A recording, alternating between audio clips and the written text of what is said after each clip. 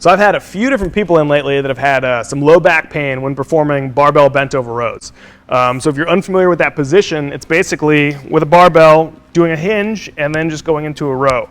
And it's not uncommon that I will treat people that have had some back pain specifically from that position.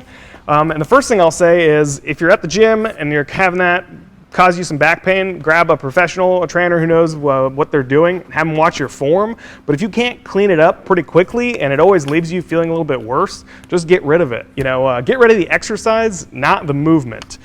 So if we want to keep doing a similar movement, you don't want to lose that pattern because it's a pretty awesome exercise.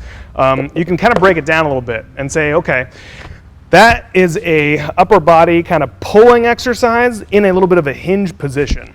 Right? So what else can we replace that with? One of the first things I'll replace it with is a bent over row using kind of a 3-point stance.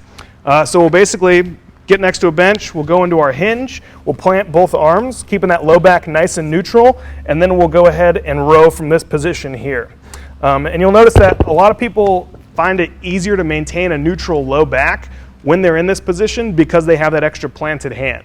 The nice thing about it too is that extra planted hand gives you basically 3 points of contact and you're kind of stressing that core rotationally, so you have some other stability requirements during that exercise. And I will say that I think most low backs can benefit from more kind of core strength, specifically in rotation.